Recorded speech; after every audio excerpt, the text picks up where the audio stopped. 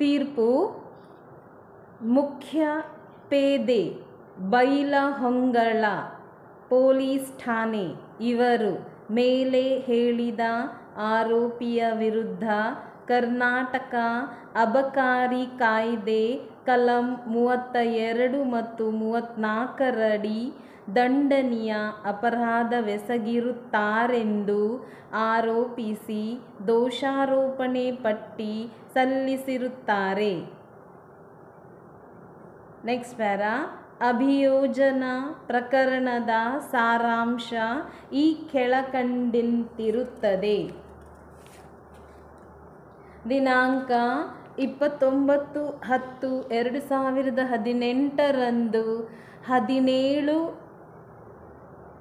17:15 ಗಂಟೆ ಸಮಯದಲ್ಲಿ ಸಂಪಗಾವಿ ಗ್ರಾಮದ ಬಸ್ ನಿಲ್ದಾಣದ ಮುಂದೆ ಸಾರ್ವಜನಿಕ ಸ್ಥಳದಲ್ಲಿ ಆರೋಪಿಯು ಯಾವುದೇ ಲೈಸೆನ್ಸ್ ಪರ್ಮಿಟ್ ಹೊಂದದೆ 9,096 ಕಿಮ್ಮತ್ತಿನ ಹೈವರ್ಡ್ಸ್ ಕಂಪನಿಯ 90 ml 300 ಪೌಚ್ಗಳನ್ನು ತನ್ನ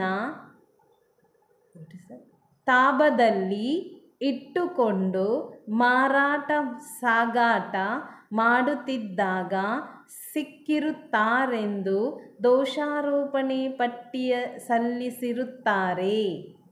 ನೆಕ್ಸ್ಟ್ ಪ್ಯಾರಾ, ಆರೋಪಿಯು ನ್ಯಾಯಾಲಯಕ್ಕೆ ಹಾಜರಾಗಿ ಜಾಮೀನನ್ನು ಪಡೆದುಕೊಂಡಿರುವನು.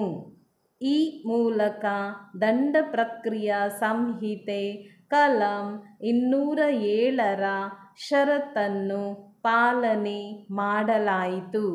ನಂತರ ಆರೋಪಿಯ ವಿರುದ್ಧ ಕರ್ನಾಟಕ ಅಬಕಾರಿ ಕಾಯ್ದೆ ಕಲಂ 32 ಮತ್ತು 34ರಡಿ ಶಿಕ್ಷಿಸುವ ಆರೋಪಗಳಿಗೆ ದೋಷಾರೋಪಣೆ ರಚಿಸಿ ಅದರ ಸಾರಾಂಶವನ್ನು ಓದಿ ವಿವರಿಸಿ ಹೇಳಲಾಗಿ ಅವರು ತಮ್ಮ ಮೇಲಿನ ಆರೋಪಗಳನ್ನು ಅಲ್ಲಗಳೆದು ವಿಚಾರಣೆ ಬಯಸಿರುತ್ತಾರೆ.